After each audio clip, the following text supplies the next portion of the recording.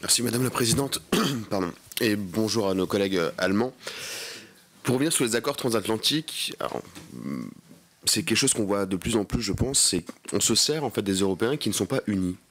Des Européens qui, encore une fois, préfèrent d'abord prêcher la parole nationale, se dire qu'il faut défendre leur propre territoire, défendre leur propre économie avant de penser européen, de dire quelle puissance nous avons tous ensemble. On est en concurrence permanente entre nous, entre Français et Allemands, entre Allemands et Polonais, avec la Roumanie, avec d'autres, pour savoir qui va gagner les parts de marché, qui va être l'industrie de demain. Mais nous n'avons pas de vision européenne qui nous permettrait de dire demain, nous sommes une puissance forte face aux États-Unis, face à la Chine, alors que majoritairement nous sommes plutôt européens convaincus. On a une envie d'avancer tous ensemble, mais pas la volonté politique. La volonté d'avoir enfin une Union européenne qui soit en marche dans un fonctionnement économique, dans un rôle social pour protéger les personnes les plus en difficulté, avec une Europe de la défense, avec enfin une sécurisation de la zone Schengen, parce que nous ne faisons que parler, nous parlons tout le temps, mais malheureusement nous n'avançons pas. Et les Français, les Allemands se font souvent la guerre sur le sujet, et aujourd'hui, la seule chose que nous avons, c'est la montée du populisme.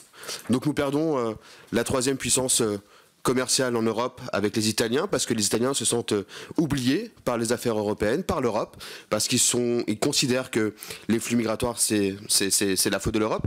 D'un point de vue économique, ils ont du mal à relever la tête, et au lieu de les accompagner, on fait souvent des critiques.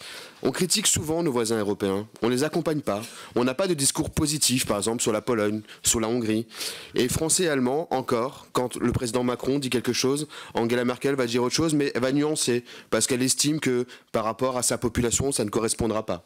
Et vice-versa. Aujourd'hui, ce qu'on pourrait enfin avoir, nous parlementaires, une vision commune, une vision de parlementaires européens qui disent « nous voulons une Europe beaucoup plus forte et cette Europe-là, nous devons indirectement l'imposer à nos gouvernements, tous ensemble, intelligemment, pour faire en sorte que l'Europe soit enfin la première puissance au niveau mondial, mais une puissance qui fonctionne.